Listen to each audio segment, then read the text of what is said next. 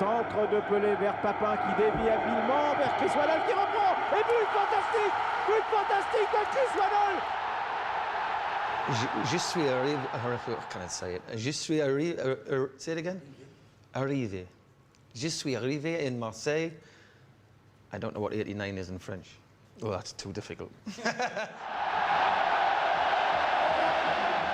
was in 1989 in July, and I think it was about 2 weeks before the championship started in Lyon. I always remember it was very, very, very hot.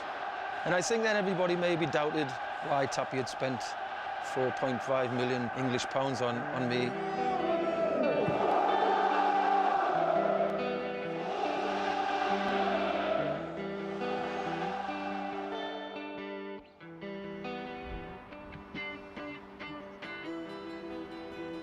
I grew up in Gateshead, which is a suburb of near Newcastle. And I played football with, I had 2 older brothers, and my dad was football crazy, so I played football at a young age and started playing from about 3, 4. Then I got in the school team at 6. Maybe when I got to 14, I went to Coventry City, and I stayed there for 2 years. But when it came to getting 16, where you get in France a cadet, they didn't offer me one, so I had to leave school, and I started working. And I worked for 2.5 years in a factory which made seasoning, flavouring for sausages and pies. Then I played amateur football with a team. And in the season I would play very well. I developed, I grew, I got taller and stronger. And Newcastle came, Sunderland came, other teams, Barnsley, and they all come and watch. And then at the end of the season, Newcastle said, we'll give you a 1-year contract, which I took, and I leave my job. And I started at Newcastle. I had a 1-year contract. So I stayed at Newcastle for 5 years, and I went to Tottenham, which I signed for 4 years. And as I signed a 7-year contract, 3 months later, we're in Marseille. L'OM nouveau était au grand complet sous l'œil attentif de Michel Platini, les anciens et les dernières recrues, Chris Waddle, Jean Tigana et Alain Roche. When they offered the money at Tottenham, I think Tottenham said, if you pay this amount, you can have Chris. And they didn't think Bernard Tapie would offer 4.5, whatever, million pounds. And they said, if you offer this, you can have him. And they thought he wouldn't offer it, and he did. So it was a little bit of luck, really.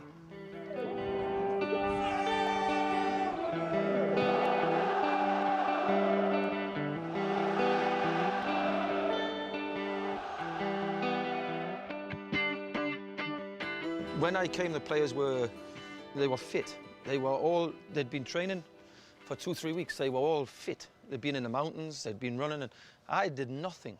And I walk into this team and I think, you know, it was completely opposite, you know, and the heat. And that's why all the players started calling me roast beef.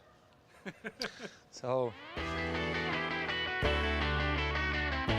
Samedi matin, sur la pelouse encore convalescente du stade Vélodrome après le concert des Pink Floyd, les joueurs marseillais effectuent le traditionnel décrassage en toute décontraction. Gérard Gilly continue de peaufiner la condition physique de Chris Waddle et les autres trottinent au sol. I always remember it was very, very, very hot. So it was a big change straight away. I was feeling the pressure a little bit, trying to get fit. And also, the language was a problem. I had a small baby at the time. My wife was in a hotel, and it was very, very, very difficult. You know, just to go to the shop and ask for a piece of bread or a sandwich, it was all very, very difficult, and it was quite depressing. And to arrive in Marseille in 2 weeks before the championship, I thought maybe 3 weeks to get fit and then start playing. But the first game was in 2 weeks, and they put me on the bench in Lyon, and I didn't feel right. But Tapie said, you're a substitute, and I came on half-time when we were winning 3-0 or 4-0. Ballon toujours bien enveloppé. Paquet cadeau pour Papin. Papin. Il s'est claqué. And I ended up wearing the captain's armband. Jean-Pierre Papin pulled his hamstring, and he had to go off. And he put the armband around my arm. And Brassard transmis à Chris Waddle. Which was bizarre because I could basically count to 10 in French and say hello and goodbye, and that was it. But I felt all right because of the adrenaline, and I think I was in a great team. So I felt excited, so I think that got my fitness through. After, Jean-Pierre, who I obviously got quite friendly with, who spoke the best English in the changing room. So Jean-Pierre said, why don't you come and live at my house till you find a house? And I let my wife go back to England for a period because she was going crazy. And I lived with Jean-Pierre for 6 weeks, 8 weeks, which was a good help. And Jean-Pierre was very helpful. And I think he was quite clever as well, because I think when I used to pick the newspapers up and say, what does that say? And I think it was bad at the time. And I think Jean-Pierre used to say, oh, it just says that you're getting better and your fitness is good. And I think it was more or less saying I wasn't very good, but he turned it round. So, you know, he helped me a lot with my confidence. And once I got my confidence, you know, when I moved into my house, that's when, obviously, it all happened.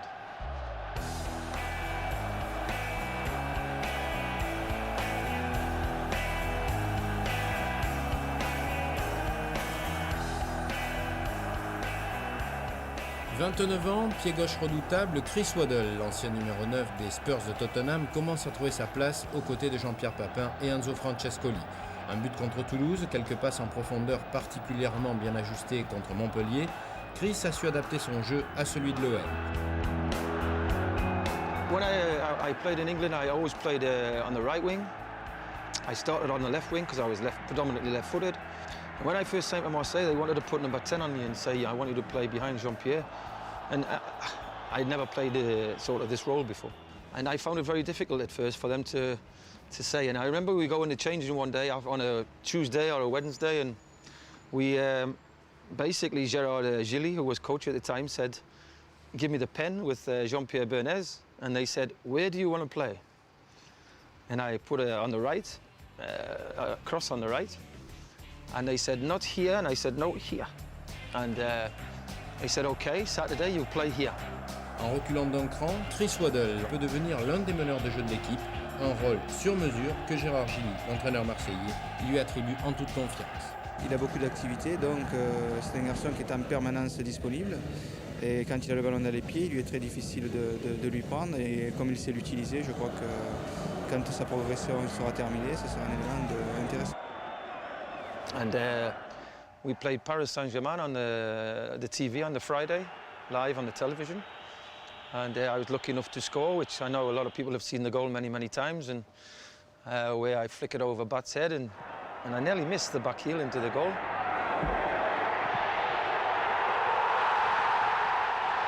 And then after, they said, OK, this is your position. It was strange because they spent so much money buying me. Yeah, they didn't know where I played really properly, and it was really all bizarre how...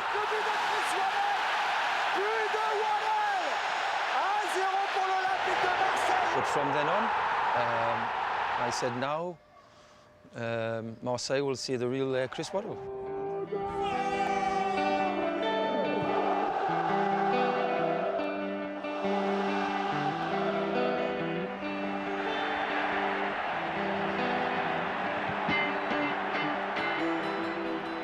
You know, the way I played football, I was on the top of my game. I was 29 when I signed.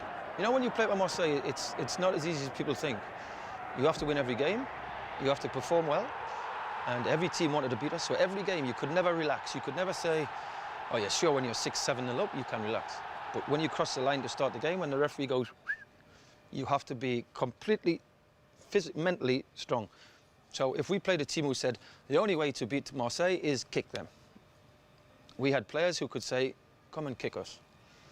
And if the other team said, no, you have to play football against them, you beat them, we play football. Allez, Manuel Amoros pour frapper corner, ballon tendu, avec Chris Waddle, là c'est pas fini. Faute de frappe, pied droit, oulala, ballon piqué. Oh le but, oh quel but. Oh quel but, signé Chris Waddle. Magnifique ce but de Chris Waddle, pied droit. Alors tout le monde le cherche, allez où Chris Waddle, et bien le voilà. C'est pourtant à Waddle que reviendra le privilège de parachever le succès olympien sur un de ces buts dont il a le secret et que je vous laisse admirer. C'est Chris Waddle qui va encore alourdir la note, bien lancé par Jean-Pierre Papin, il croise et marque. Marseille battant 5-0, joyeux Noël, bonne année à tous et bravo Jean-Pierre Papin. Les champions de France ont heureusement pu compter sur un Waddle au sommet de son art. Nouvelle action de Waddle. In the role I had in the team, you know, I didn't have to keep defending and running this way and running that way, then run this way. I basically had a license to play. And I was very grateful of Amaros was behind me, Gloma, Basil, Kazuni, or Carlas, or Dimico, or Deschamps, Germain. These players were very important because they stop the goals and they win the ball and they say, Chris, yeah, go.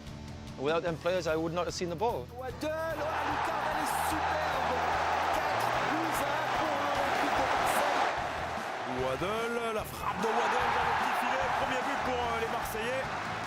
Quand c'est pas dans le jeu, c'est sur coup de pied arrêté, Waddle. D'habitude, il les tire fort en contournant le mur et pas très haut. Ces coups-là, il le met au premier poteau, lucarne, ce qu'il voulait faire. C'est un des meilleurs joueurs du monde. Bordeaux, I remember we win 2-0 and I scored 2 goals. And I remember the coach was Goethals, who came to Marseille later. But I remember in the paper, they asked Goethals what they thought of me and he said, oh, he's okay, he's very ordinary. And, oh, I thought, okay. And when I scored the second goal, if you see the TV, I do run across to the dugout at the bench and I sort of say, who's ordinary? But maybe I shouldn't have done it, but he shouldn't have said what he said.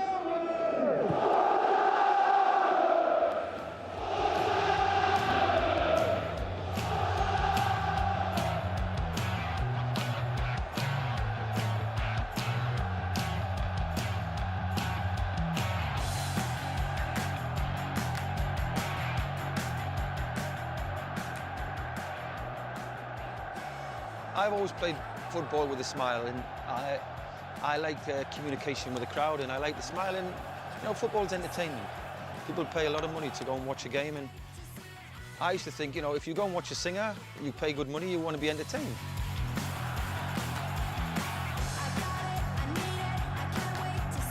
This was basically, if I missed a shot or I did something stupid, it was basically saying I was a donkey.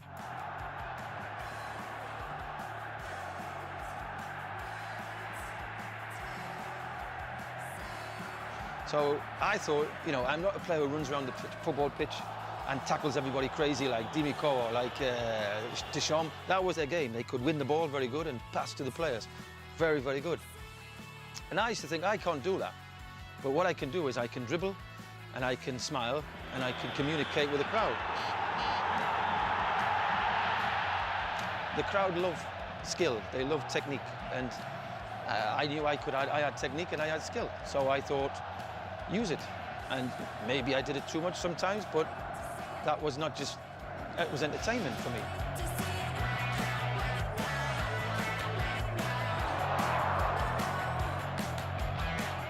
I couldn't do what I did in France, what I did in England. No. I could play football a certain way, but to communicate with the away fans, no, not possible. I think the difference in France and England is, you know, if you play for one team, most of the other teams don't like you. Chris Waddle, oula. Il est passé, ouais, il est passé, Chris Waddle, passé. When I was on the wing or the ball was a free kick, I'd go and say, oh, Waddle, Waddle. And it wasn't just Marseille, it sort of spread around the whole of France. C'est vraiment fantastique. Un homme qui arrive à faire lever les foules, Chris Waddle. Et regardez le public. Quand je vous disais que c'était le vrai chouchou du Vélodrome. Ah ouais. You know, when I see modern players now and modern pop stars, and I think I had a small piece of that, and I know what it's like. You know, when I was in Marseille, basically whatever I did, I had a wine, Chris Waddle wine. I had people used to copy my long hair. The amount of people who copied my hair was unbelievable. I had jeans, Chris Waddle jeans. Parking tickets, I had 50 parking tickets. The police, I never paid one. I had to just sign and it was a souvenir. Free meals, free beer, which was good. It was just, it was like being a pop star for 2 years. It was that bad. I used to go in supermarkets and I had to run. Girls were chasing me, and everywhere I went, it was just crazy. And I always, you know, it was funny at the time. I look back and I laugh. And but there was Waddle mania, and I enjoyed it. It was good fun, and I enjoyed it. But you know, when you get to 30, 31, and you still get these people chasing you and screaming, you think, whoa, whoa, whoa, whoa! I'm an old man now. And if I'd been 21, it might have been different. But it was bizarre. But because I think the certain way I played, and I think because I try to communicate with a smile, I think that's why, hopefully, I'll be remembered in France for a long time. But I think I won a lot of friends by the way I played football.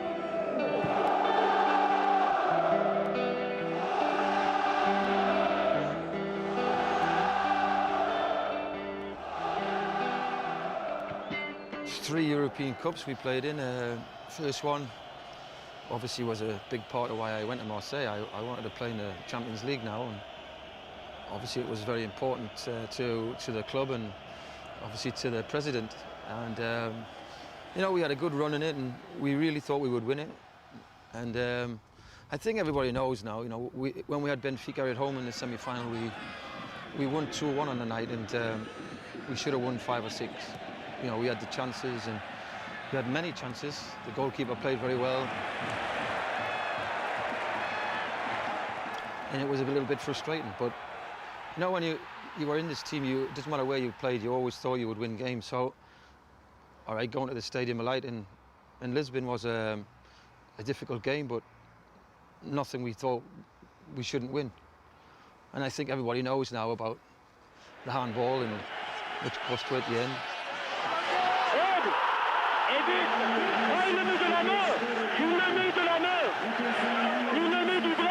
And maybe, you know, the first year in it was a learn for the team. It was a good learning experience to get so far. And once we lost to Benfica, I think we all knew Milan would win it. Everybody said Milan were the best team in the world, and we used to think, no, we are the best team in the world. And we wanted the chance to prove it, and we didn't get the chance that year. And it was very disappointing.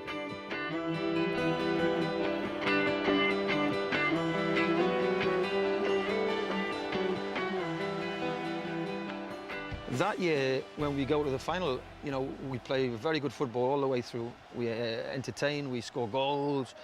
Sure, everybody remembers the Milan game because it was Milan, and this was the chance we had to say who was the best team.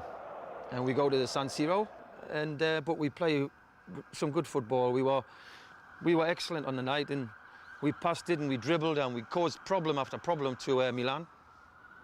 And then I remember Biddy does a great dribble, gives me the ball, I get the gap, I see Jean-Pierre at the far post, and I thread the ball through, and normally Jean-Pierre scores. Un ange passe au-dessus de San Siro qui applaudit des deux mains ce trait de génie des attaquants marseillais. And we come off the pitch 1-1, and I remember everybody says great result, but you know, even then I was a little bit disappointed we didn't win.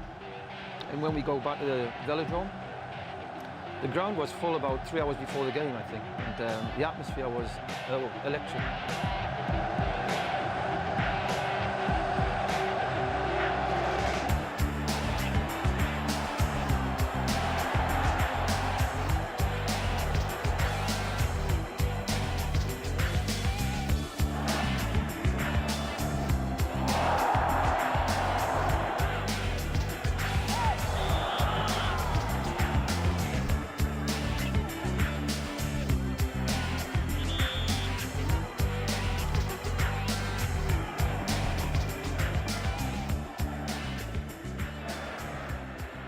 I had problems in the game. I had 3 challenges on the back of my head off Maldini and Baresi, and you know, I think I keep smelling the salts. I kept getting blurred vision, and I had a terrible headache.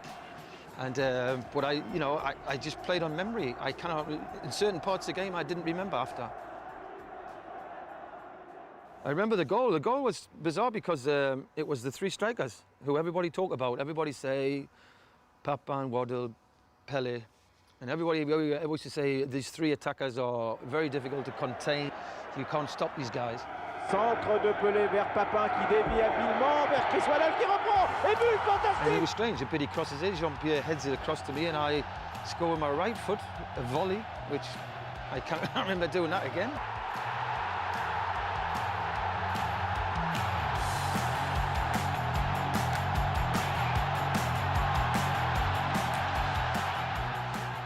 when the final whistle goes, I remember at the end I had a dribble through and I could have passed it, but I thought, I'm through.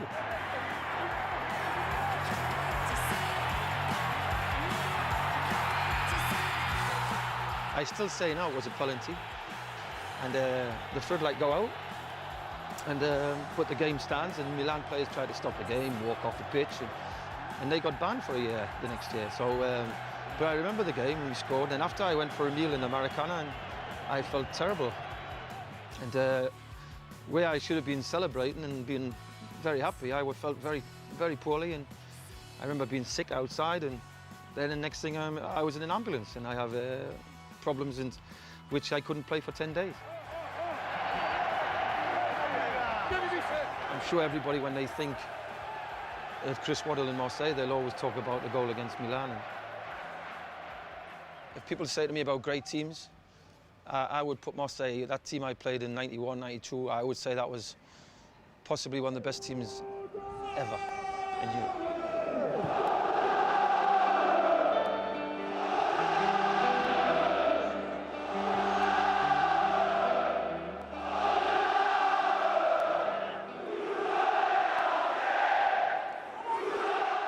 It was strange. The club obviously financially were having problems, I think, with the money, and basically I got told that, you know, it was, I was quite happy to stay in France, but Bernard Tapie said, no, I can't let you play for another French team. It wouldn't be right. So he put a big price on my head, but he said, if you go back to England, I'll sell you for 1 million. So, yeah, I looked at Spain and Italy, but the price was 4 million. At the time, 4 million was a lot of money. So to play for 4 million for 32 is a lot of money. But for 1 million, it was a good deal. I think really, when I look back, the sad part was it was not official when I left. I think nobody really knew I was going to leave.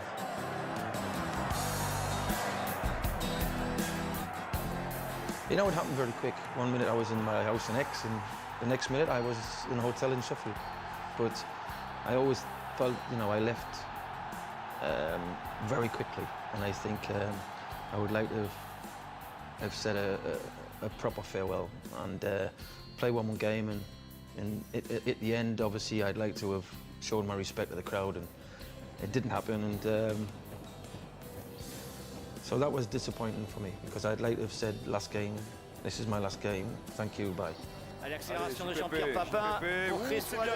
Avec extérieur du gauche. Ah, le petit extérieur du pied gauche, là, magnifique. Et surtout le centre de JPP qui est superbe. Alors habituellement c'est l'inverse, hein. C'est plutôt Chris Waddle qui déborde et qui centre au cordeau comme ça. Il fait jamais rien comme les autres, Chris. You know, when you're working in the factory and somebody says you'll finish with 62 caps, you think, no. So, you know, it was all, everything was positive, you know, and I look back at my career and I always think, you know, from starting, everything went, I've had a lot of good things, and I've had more positives than negatives. So I've played for some big teams, played with some fantastic footballers. I've had some fantastic fans. So when I look back, I still play now, not in front of crowds, but I still play football now, and I look back and I have fun memories, I have good memories, which nobody can take them away.